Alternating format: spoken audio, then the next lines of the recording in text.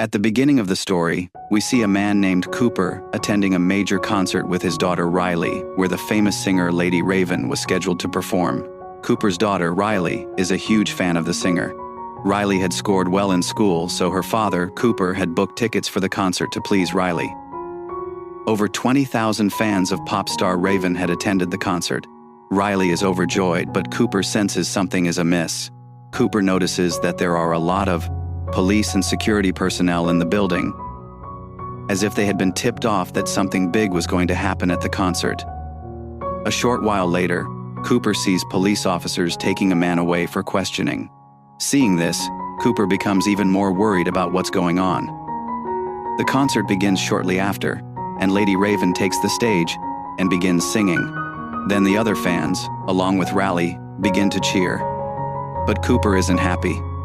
He still has some doubts about security. So, he excuses himself to his daughter and leaves the hall. Going to the bathroom, he opens his mobile's CCTV app, and it's there that we learn that Cooper has kidnapped a boy and locked him in a basement. A short while later, another large police convoy arrives outside the building and surrounds it. Cooper returns to the concert, where his daughter was enjoying Raven's music. But Cooper's tension grows as the police force gathers. So, he takes his daughter to the upstairs shop, pretending to buy her a t-shirt by her favorite singer, Raven. When Cooper asks the shopkeeper for a t-shirt in Riley's size, the shopkeeper only has one available. The problem is that another girl is also insisting on the same size. Since Cooper and Riley had come to the shop a short while earlier and asked for a t-shirt from another girl, they also have a claim on the t-shirt. Cooper then advises his daughter not to bother the shopkeeper and let him pick out the t-shirt for the girl. Riley, like a good child, leaves. Seeing this, an employee named Jimmy, who works at the shop, is very impressed with Cooper and Riley and thinks Cooper is such a nice person. He tells Cooper to come back in 20 minutes to pick up the t-shirt from him as new stock has arrived. But it will take the other employees 15 to 20 minutes to bring the stock here. He says, "When you come, I'll already have a t-shirt of that size set aside for your daughter."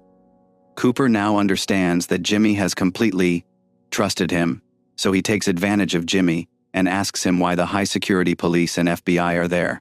Jimmy tells him, "Well, it's a secret, but I'll tell you anyway."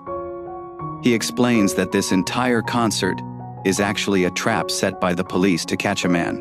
You've heard about the famous serial killer butcher, who kidnaps and kills people. The police have learned that the killer is coming here today, and this entire concert is just a ruse to catch him. I think he'll be caught today because the police are waiting at every door for him to leave.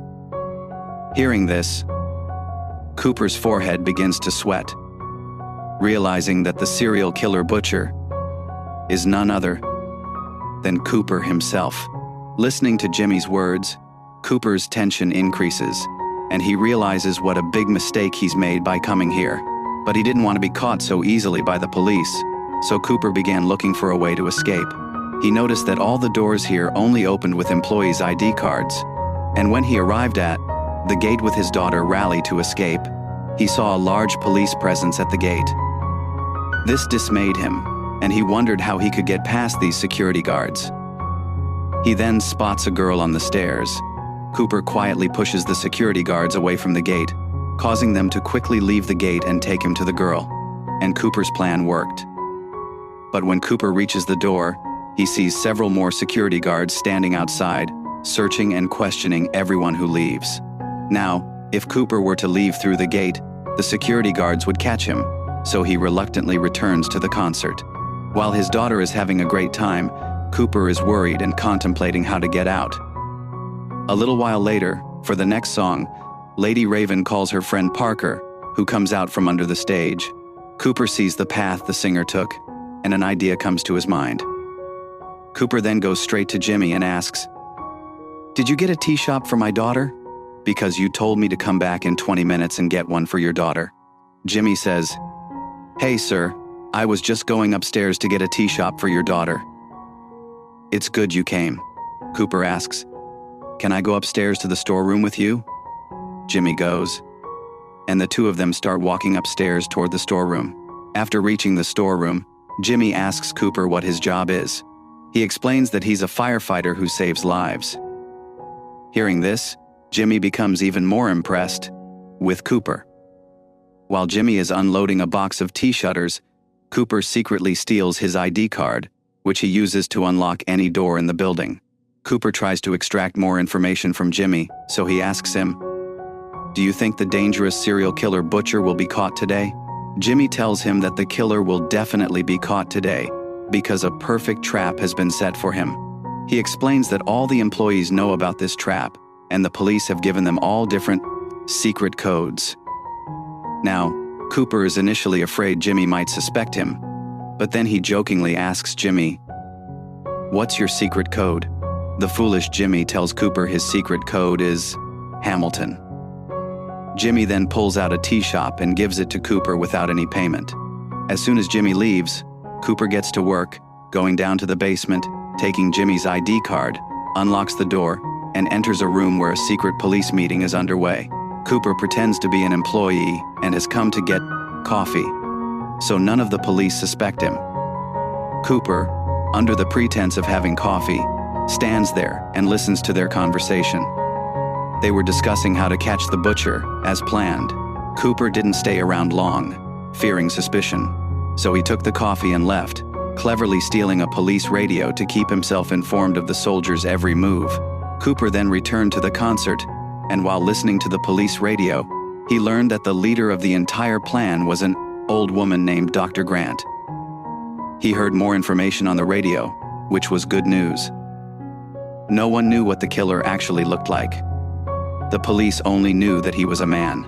Cooper now decided to leave alone, as he didn't want to risk getting caught while trying to take his daughter with him.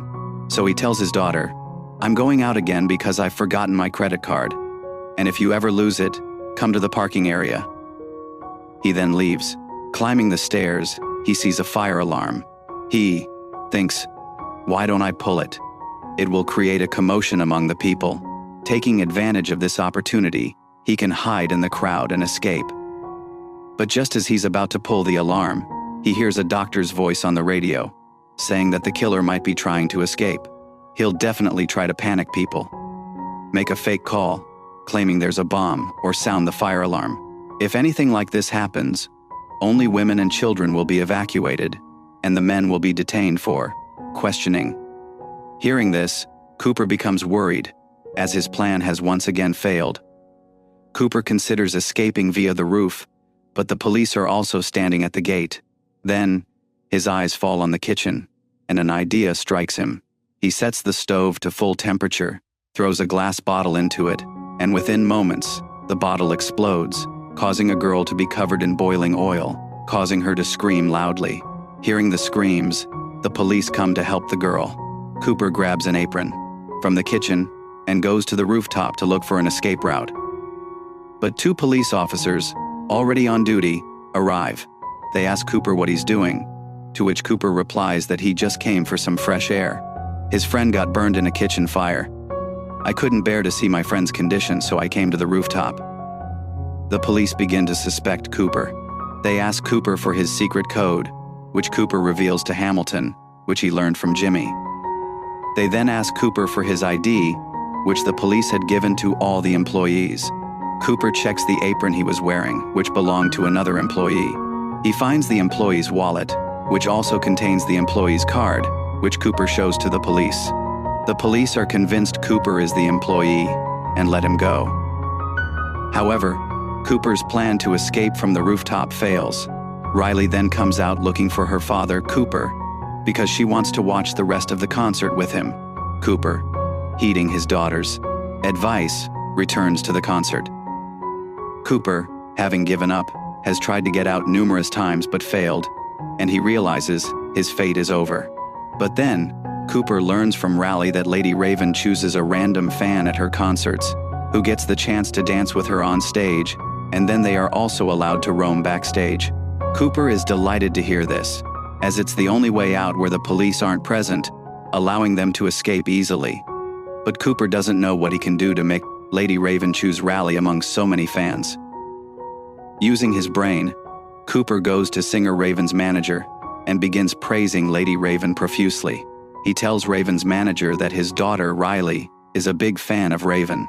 He lies, saying that Riley has cancer, but is overjoyed to be at the concert.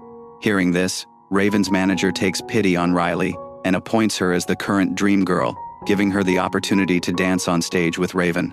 Riley is overjoyed, and both Cooper and Riley are called on stage. Lady Raven then calls Riley on stage, and Riley begins to dance with her. Suddenly, a girl on stage begins to feel unwell due to excessive drinking. Cooper quickly picks her up and takes her to the medical room. This act, Cooper, creates a positive image for himself in the eyes of all the staff present. Cooper then requests the group manager if they can leave through the back door because my daughter is sick, and I'm afraid something might happen to her while I'm going through the crowd. The manager agrees. Cooper is overjoyed, knowing he'll be able to get out easily. The manager then takes them backstage and shows them the exit. However, the police are also present there. This leaves Cooper deeply disheartened, and he wonders how he'll get out without being checked. Just then, pop star Raven approaches. She had come to say goodbye to Riley. The manager had told Raven about Riley's cancer, which was actually a lie Cooper had fabricated. Raven was a kind-hearted woman.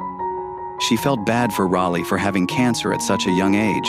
Before Raleigh could ask Raleigh about her cancer, Cooper tells Raven that he wants to talk to her alone for 2 minutes, and Raven agrees. Raven takes Cooper to her makeup room, where Cooper reveals that the serial killer the police are looking for is actually none other than her. Cooper also shows Raven his mobile phone, revealing that he has kidnapped a boy who was screaming for help. Cooper says that by pressing a button on his mobile phone, poisonous gas will spread throughout the room, killing the boy. Raven asks Cooper, "What do you want?" Cooper tells Raven, "You must take me and my daughter in your car and get out of here, or I will kill that boy." Hearing this, she becomes frightened and agrees to Cooper's offer. She takes him and her daughter, Raleigh, into her limousine and drives away. Meanwhile, the police are checking everyone attending the concert, and Cooper escapes right in front of them. Raleigh is bewildered. She is very happy to share a seat with Lady Raven, and then Raven realizes that Cooper's family is unaware of Cooper's true identity. Since Raven also wants Cooper caught, she asks Raleigh to accompany her to her home. Raleigh is overjoyed to hear this, and quickly calls her mother, Rachel, to inform her that the famous pop star, Raven, is coming to their house. Cooper, too, understands Raven's trickery, but he is unable to do anything because his daughter is in front of him. A short time later, Raven arrives at Cooper's house, where we see that Cooper is home to his wife, Rachel, and their son, and that no one in his family knows that Cooper is a murderer. Cooper threatens to kill the boy if he tries to call the police or tells his family anything. Raven sits down at the table and eats dinner with Cooper's entire family, revealing to them that her concert was a trap to capture a killer named Butcher. An unknown person informed the police about Mason's very Butcher. The unknown person told them that Butcher owns a brown car, and Raven begins to share more clues about Butcher with Cooper's family. Before Raven reveals all of Cooper's secrets to his family, Cooper says, "You'll be very busy, so you should get out." But Raven says she wants to sing a song on his piano before leaving. She makes Riley sit next to her. Cooper, like a good grandfather, begins recording a video of them. After the song ends, Raven hides her mobile phone in her dress, says, "I left my mobile phone in the car." Raven then asks Cooper for his phone so she can take a selfie with Riley. Cooper reluctantly has to give his phone to Raven in front of his family. As soon as Raven finds Cooper's phone, she quickly runs and locks herself in the bathroom. Cooper bangs on the door and demands his phone back. Her family understands that something is amiss. Raven first opens the live footage app on Cooper's mobile, and, using the microphone option, asks the boy about his location.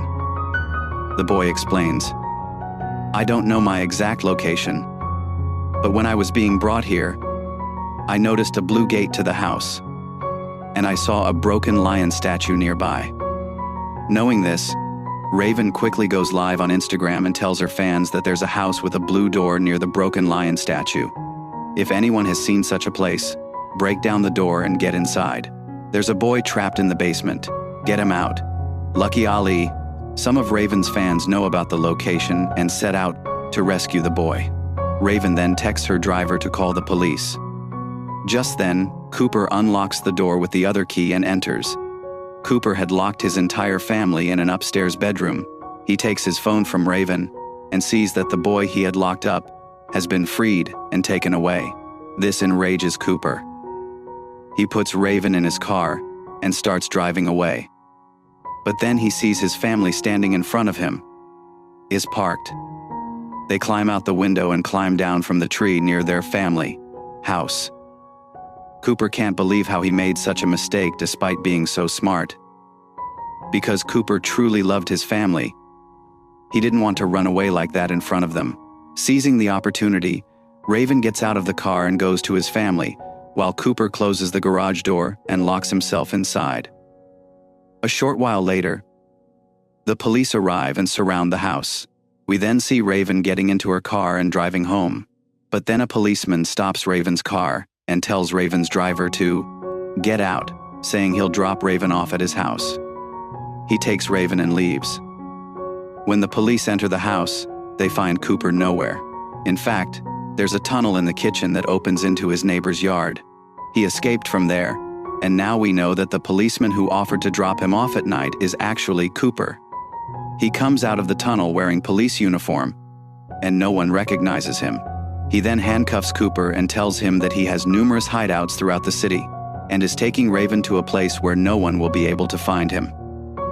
But then a group of young men, all Ravan fans, come running in front of their car, recognizing his car, so they stop Raven's limousine. Raven somehow rolls down his window, confirming to the crowd that it's Raven.